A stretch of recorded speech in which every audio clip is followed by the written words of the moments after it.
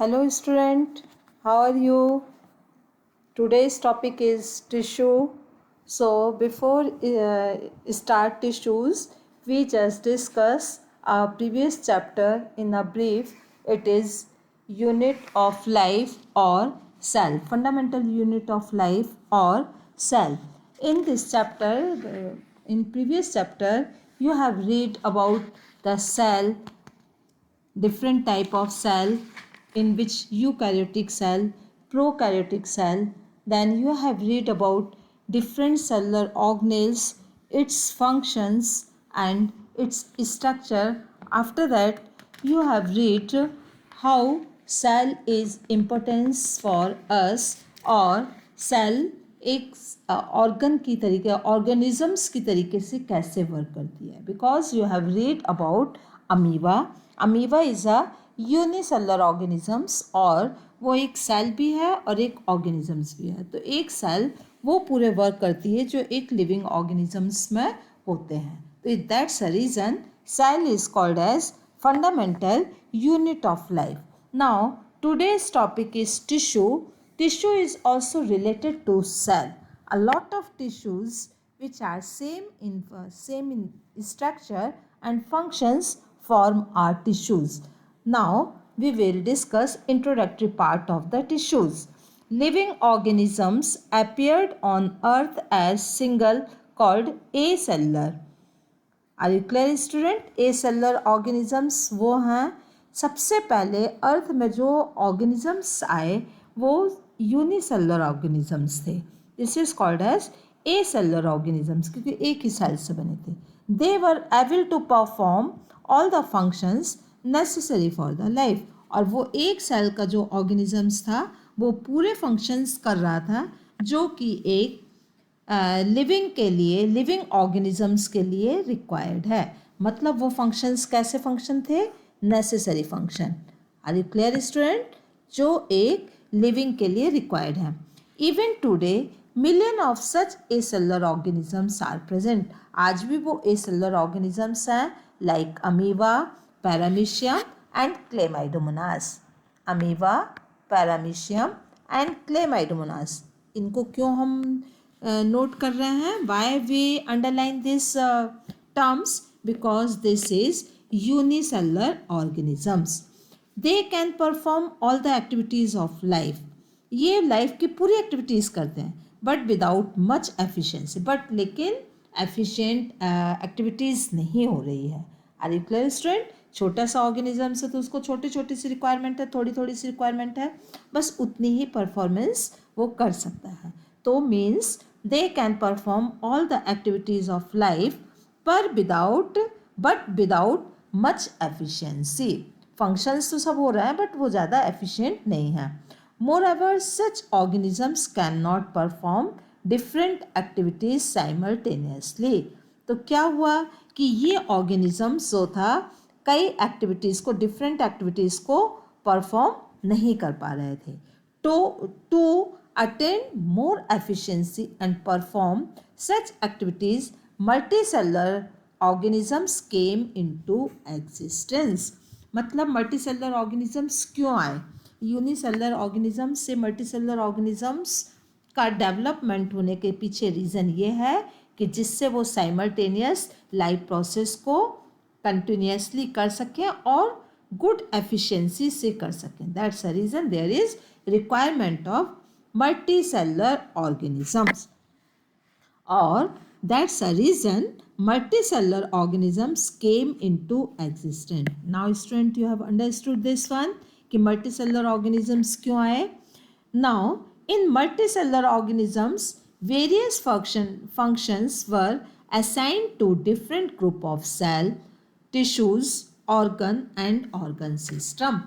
अब जब multi cellular organisms आए और उनमें डिफरेंट लाइफ एक्टिविटीज़ की परफॉर्मेंस के लिए उनको अलग अलग तरीके के ऑर्गन की रिक्वायरमेंट थी. ठीक है, clear student?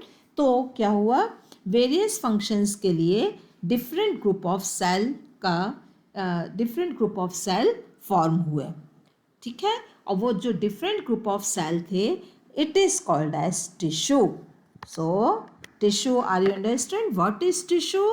Tissue is the group of cell which perform same function and structurally all cells are same is called tissue. Tissue की स्पेशलिटी होती है कि वो एक तरीके की सेल से फॉर्म होते हैं, ठीक है, और ग्रुप ऑफ सेल होता है. ये this one first characteristic which a group of cell. Second characteristic which are all are similar in their structure and functions are formed tissues. और एक तरीके के वर्क के लिए टिश्यूज बने. टिश्यू से organ, so many tissues form organ, so many organs form organ system, and so many organ system form a multicellular organisms. तो multicellular body of multicellular organisms कैसे प्रोड्यूस हुए? फर्स्ट टिश्यू से organ बने, organ से organ system बना, then multicellular organisms produce हुए. So this is the tissue system. Tissue system में basically क्या करना हम लोगों को? द ऑर्गेनिजम्स में have their 3 tier of organisation leading to division of labour. ठीक है, अब यहाँ पे डिवीजन ऑफ लेबर एक टर्म आया है, division of labour. Division of labour का मतलब ये होता है डिफरेंट फंक्शंस के लिए डिफरेंट टाइप के स्ट्रक्चर का फॉर्म होना. Are you clear? जैसे फॉर एग्जांपल आप अपनी बॉडी को देखो तो डाइजेस्टिव सिस्टम अलग है, रेस्पिरेटरी सिस्टम अलग है, रेस्पिरेशन के लिए डाइजेस्टिव सिस्टम, फूड डाइजेशन के लिए, ठीक है. इसके बाद आ गया एक्सक्रीटरी सिस्टम, वेस्ट मटेरियल को बॉडी के बाहर करने के लिए. तो these are called as high level of division of labour. Clear student? कि जो स्टमक का वर्क है वो और दूसरा ऑर्गन नहीं कर सकता. स्टमक का वर्क फूड को ग्राइंड करना है तो वो वही काम करेगा, स्टमक ही उसको काम करेगा. तो this is called as division of labour कि पर्टिकुलर फंक्शन के लिए पर्टिकुलर ऑर्गन्स असाइन होते हैं. To perform the assigned functions efficiently tissues organ and organ system got modified. मतलब इन फंक्शंस को एफिशिएंटली करने के लिए टिश्यू, ऑर्गन और ऑर्गन सिस्टम क्या होते हैं? धीरे धीरे मॉडिफाइड होते जाते हैं. ठीक है, मॉडिफाइड का मतलब वो स्पेशलाइज्ड एंड डिफ्रेंशिएटेड, और ज़्यादा स्पेसिफिक हो रहा है और ज़्यादा डिफ्रेंशिएट हो रहा है.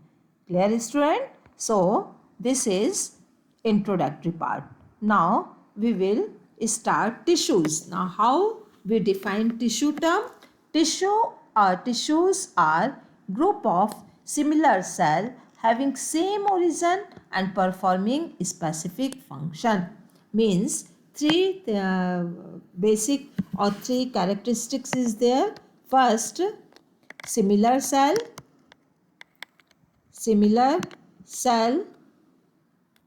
Second, same origin, and third, specific functions.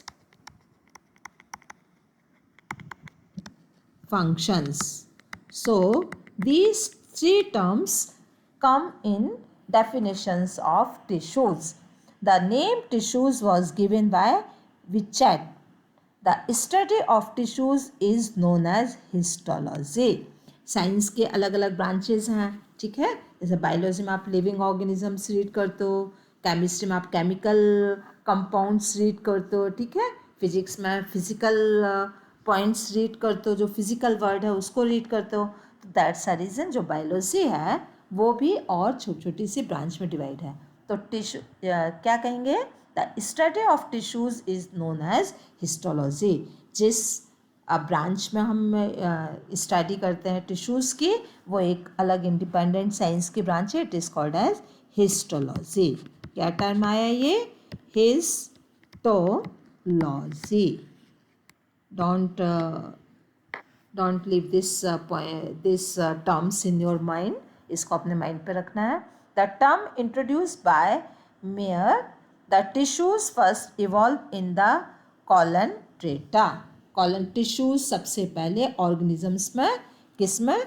Colon ट्रेटा. और you can see organisms of collen treta. Collen treta अभी आप रीड करोगे डाइवर्सिटी ऑफ लिविंग ऑर्गेनिजम्स में, तो सबसे पहले टिश्यूज कॉलम पर अपीयर हुआ है. Tissues are categorize into following type. अब टिश्यूज इधर तक का किसी कोई प्रॉब्लम स्टूडेंट? टिश्यूज क्या है?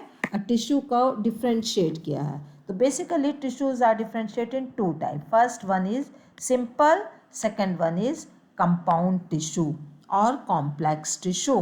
ठीक है. If all the cells present in tissue are similar in structure, function and origin is called as simple tissue. अभी जो टिश्यूज़ की डेफिनेशन है वो बेसिकली सिंपल टिश्यू की डेफिनेशन है. Same thing is there, similar in structure, function and origin. Similar structure, same origin, specific functions, these are called as simple tissues. ठीक है. But tissues is said to be compound tissue. उस समय tissue को हम compound tissue कहेंगे if it contain more than one type of simple tissue. Compound tissues किसको कह रहे हैं? मोर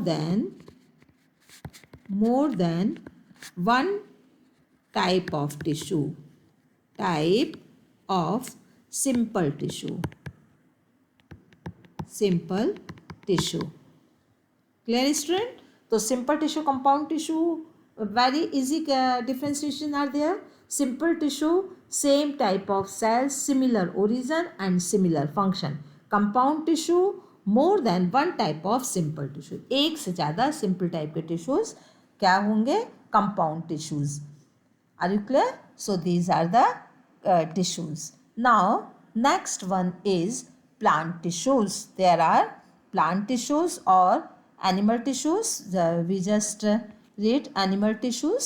So before animal tissues we will start plant tissues. Now plant tissues. Plant tissue क्या है? देखो, प्लांट और एनिमल, जब दो लिविंग ऑर्गेनिजम्स है, प्लांट्स एनिमल, तो टिश्यूज भी उनके डिफरेंट होंगे. Tissues, plant tissues, in higher plants the cell and the tissue differ very much in their kind. Clear student? अभी आप लोगों ने रीड किया था सेल के बारे में कि सेल डिफरेंट शेप और डिफरेंट साइज की होती हैं क्योंकि उनका फंक्शंस डिफरेंट होता है. उसी तरीके से टिश्यूज़ भी डिफरेंट होंगे. क्यों? क्योंकि उनके फंक्शंस डिफरेंट हैं. तो that's a reason we can say in higher plants the cell and the tissue differ very much in their kind, form and origin. वो कहाँ से ओरिजिनेट हुए हैं टिश्यूज़, किस तरीके का वर्क कर रहे हैं और किस तरीके से फॉर्म हो रहे हैं, इनके बेसिस पर टिश्यू डिफरेंट टाइप के हो सकते हैं. Based upon the capacity to divide, the plant tissue have been classified into following two type. अब उनकी डिवाइड होने की प्रॉपर कैपेसिटी क्या है? That's a reason of differentiation. Meristematic tissues and permanent tissues.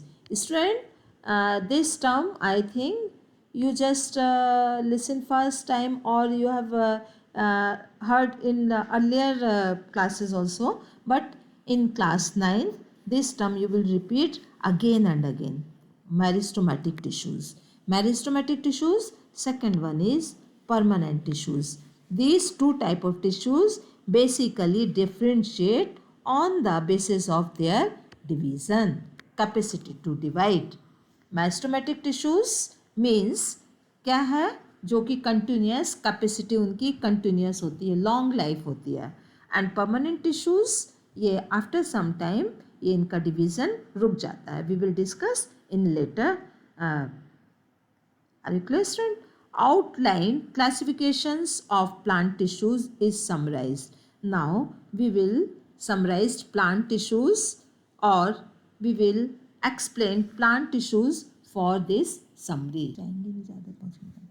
Okay student, so plant tissues we have already read two terms: meristematic tissues, permanent tissues. Meristematic tissues cell are totipotent and capable of division.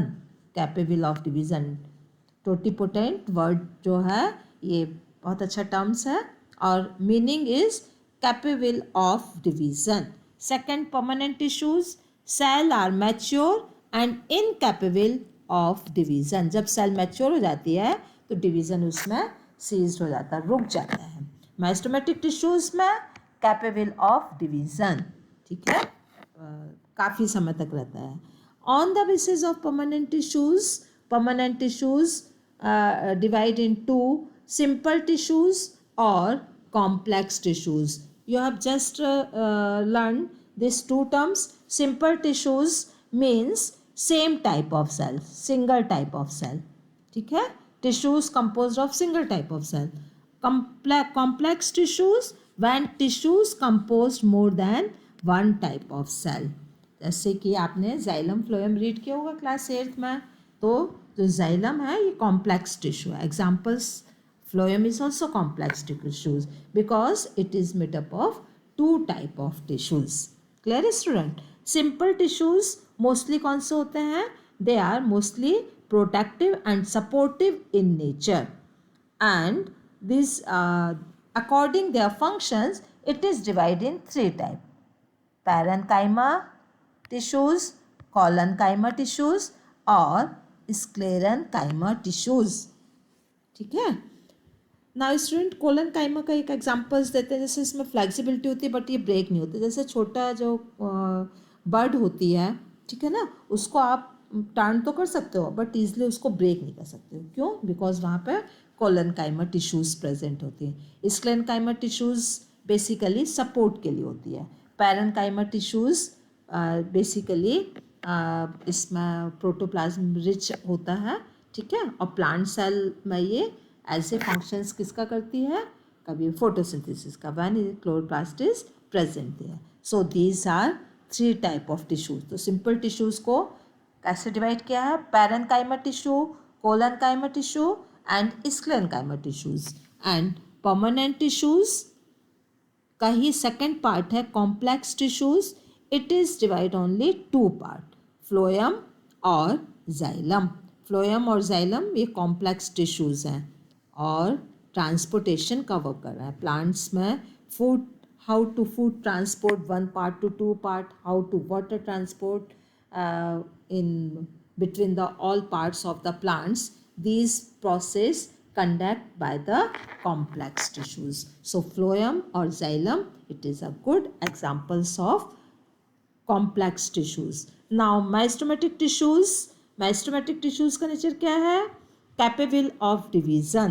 तो mostly जो plants जो होता है उसके three parts होते हैं जहाँ पर बेसिकली सेल डिवाइड होकर प्लांट्स की ग्रोथ शो होती है. फर्स्ट उसका एपाइकल रीजन, सेकंड उसका lateral region, third intercalary. Apical region root and stem दोनों पर होता है, ठीक है, रूट अपेक्स